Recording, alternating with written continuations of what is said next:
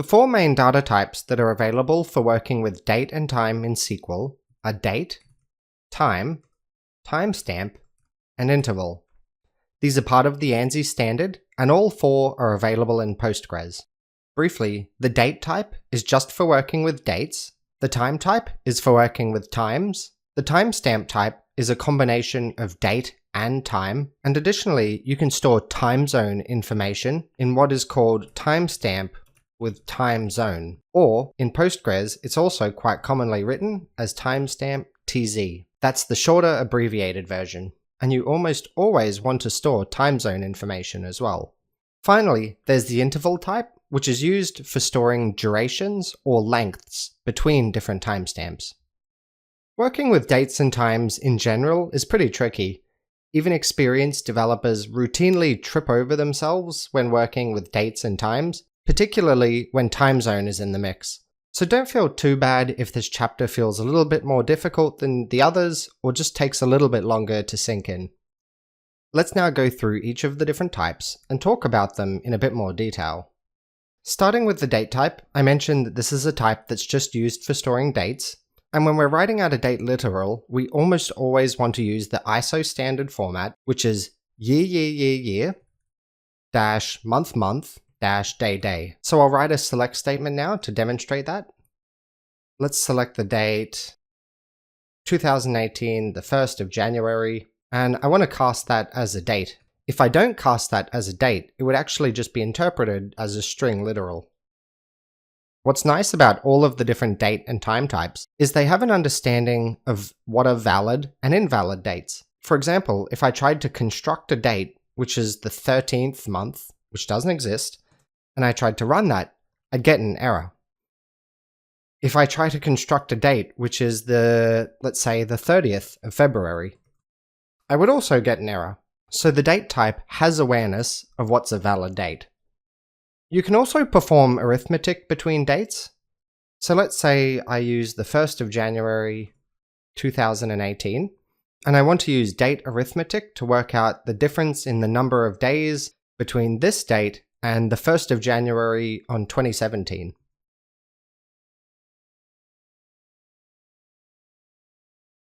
I can run that, and what I'll get is 365, and that return type is an integer, that's an int4, and it's returned me the number of days between those two dates.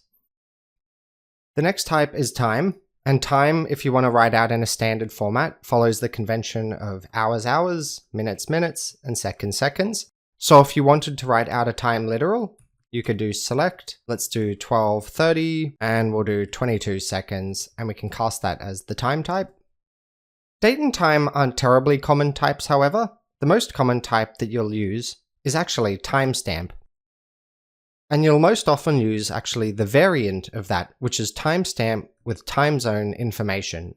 And if you want to construct a timestamp from a literal, there's a couple of different ways you can do that, particularly when it comes to specifying the time zone information.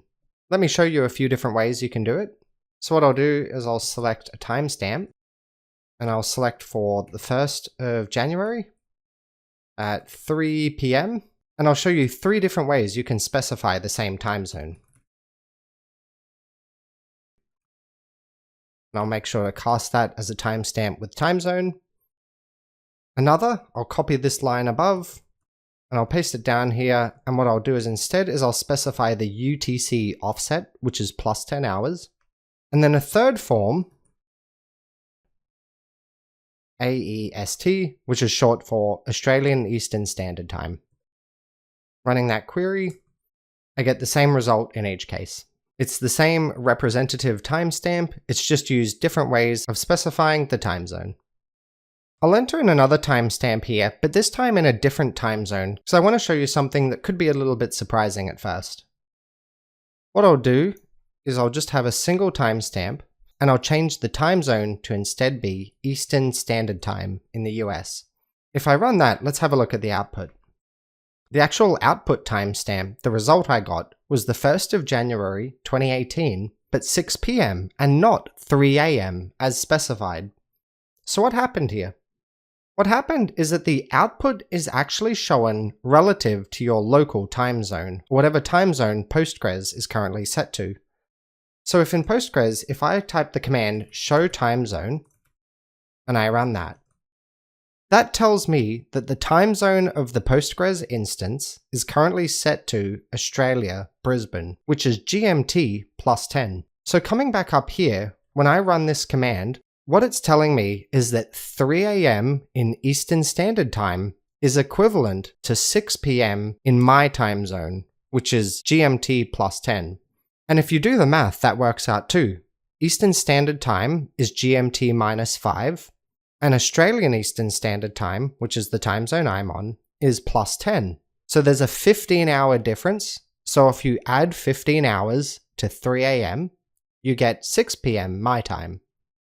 So when it comes to storing time zone information using this timestamp TZ type, what's actually happening is Postgres is storing the date time internally as UTC. It's actually not storing the time zone information internally. And then what's happening is that for display purposes, for conversion in and for display out, it's using that current time zone that's set here for conversion. You can actually override Postgres' set time zone, so if you want, you can change that in a config file, you can change it per session, and you can even change it in an individual select statement if you want. So if I wanted to see, for example, what 3 AM Eastern Standard Time is in another time zone that's different from my current time zone, what I can type is @timezone, and I specify here another time zone that I want to use for display purposes. So this time I'll just do Australia Perth, which is 2 hours different from my time zone. And I should have put a space in there. It's @time space zone. Let's run that again. And Perth is 2 hours different from my time zone, so rather than being 6 PM, it's instead 4 PM. That's the equivalent to 3 PM in Eastern Standard Time. And you can do arithmetic between timestamps, and this leads us on to our final data type, intervals, which are durations or lengths between two timestamps. For example, if you subtract one timestamp from another timestamp, you'll get an interval. Let's have a look at an example. Let's work with the timestamp. Let's do 2018, the 1st of January again, and let's do 8:35 AM in the morning at the time zone of +8.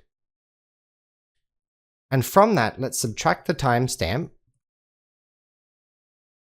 Let's do 2018, let's also do the 1st of January. Let's also do 8:35.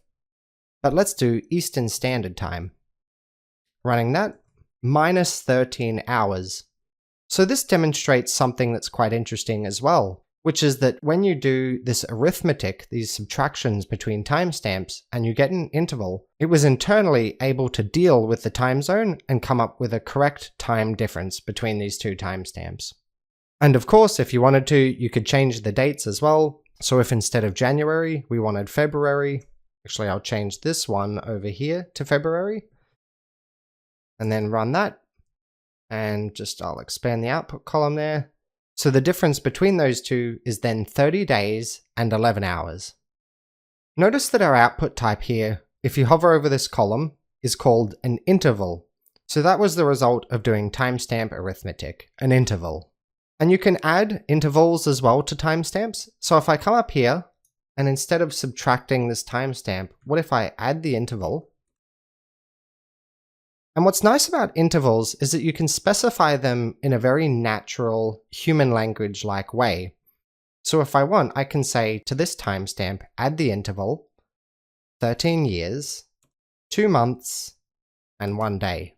And I can run that, and I get this timestamp that's way in the future. And so you can use nice natural language like this. If you want, you can specify, for example, 3 hours, and that works. You can specify 22 minutes, and that works. You can say 7.5 years, and that works. What you can do actually is head over to the documentation and search for the page which is called date/time types. And you can look at the different phrases that you can use to set up an interval: year, month, day, hour, minute, second, and so on. If you want, you can just add intervals together as well.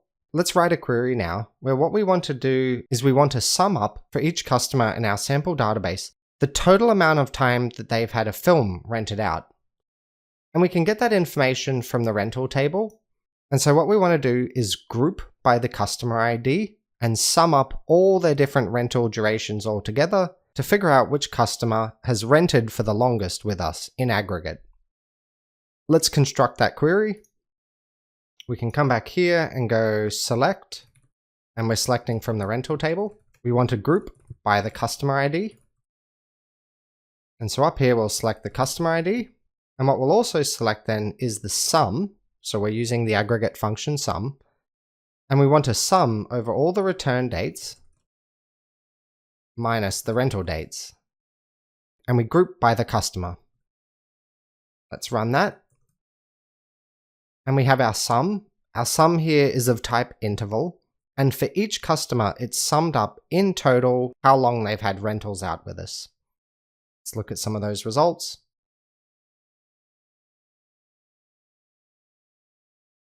The only thing that you'll find sometime can be just a little bit clunky when you're working with intervals is the way that they account for the different parts.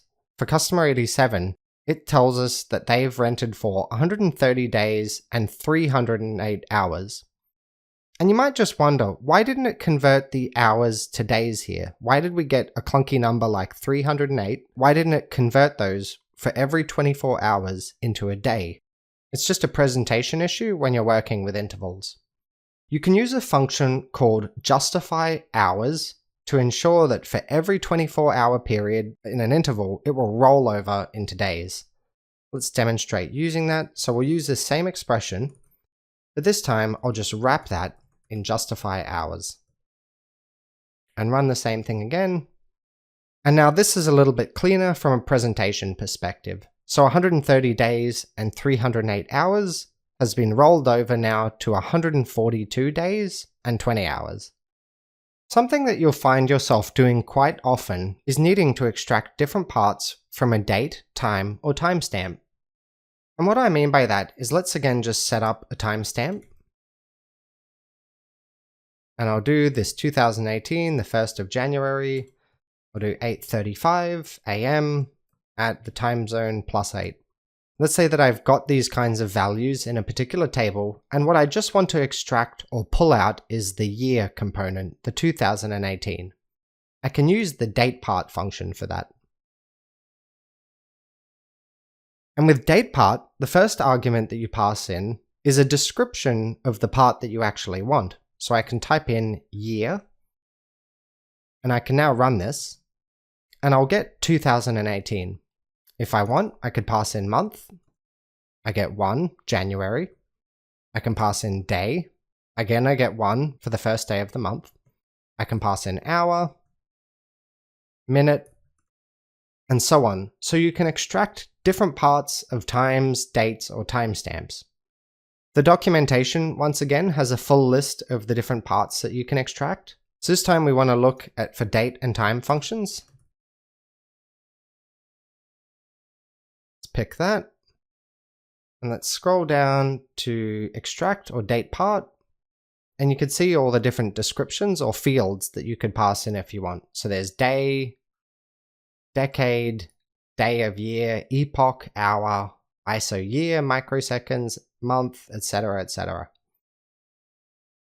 You can actually use this date part function on intervals as well, but you do have to be careful. You might actually not get what you think.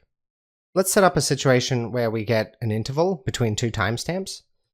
So let's do 2015, let's do December the 5th, and we'll do 3 AM and UTC time zone. We cast that as a timestamp. And from that, we'll subtract 2015, November the 5th, and we'll do 2 AM, and we'll do UTC again. And again, we'll make sure that's a timestamp with time zone. Let's run that. And unsurprisingly, we get an interval as our output, and that's 30 days and 1 hour different, which looks correct. If you wanted to obtain, for example, the number of hours between these two timestamps, you may think that you could use the datepart function. let's give it a go and see what happens. So let's do date part. Let's pass in hour as our first argument, and then this interval as our second argument. And running that, let's have a look at the result that we get. We get 1. And what this date part has extracted is sort of a literal dumb comparison in terms of the interval. So there is 1 hour different, so it's 3 AM versus 2 AM, and that's what the interval said. If you recall, the difference between these two timestamps was 30 days and 1 hour. And so when I've used date part and I've said give me the hour difference, it just returns 1. So it hasn't done an intelligent comparison where it's calculated how many hours different it is in total, which is 30 days and 1 hour, and it's just pulled the 1 out, so 1 hour. So you should be able to guess what you'd get if you type in minute. 0, because the literal description of the interval has 0 minutes. So how then do we go about obtaining the actual number of hours in an interval, the number of hours between two given timestamps? What you can do is instead of passing in minute, you can pass in something called epoch. And if you pass in epoch here as the first argument, what you'll get is the number of seconds between these two timestamps. And that's the genuine actual number of seconds. So we can run that and we get 2,595,600. We know that there are 60 seconds in a minute and there are 60 minutes in an hour. Multiplying 60 by 60, we get 3,600. So if we want to obtain the number of hours between these two timestamps, we can then just divide this number of seconds by 3,600. Let's run that and we get 721 hours. That's the actual number of hours between these two timestamps. Another handy function that I want to show you is called date trunc, which is short for date truncate. And I'll use it just on this first timestamp here. So I'll just clean things up a little bit. I'll bring this back up to the first line, put a semicolon there, and I'm going to use the date trunc function.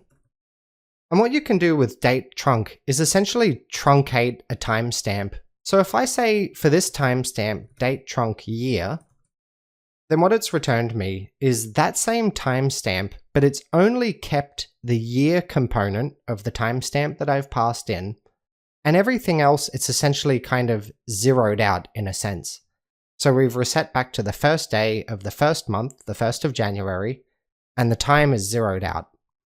If I pass in now month, now it will keep the year and month. It's truncated that timestamp to just the year and month. If I pass in day, now it's keeping the year, month, and day, and it truncates everything else. And you can keep going. You can pass in hour, and now it's truncating just the minutes and seconds, and everything else is as it is in the timestamp. You commonly use this date trunc function when you're doing grouping. So imagine you were doing something like where you were grouping sales, and you wanted to present an aggregate output where each row represents the sales for a given month and year. Rather than using date part and separately extracting the year and month, you can just use a single function, date trunc, and truncate to the month. Lastly, I just wanted to show you a couple of common functions for getting the current date and time.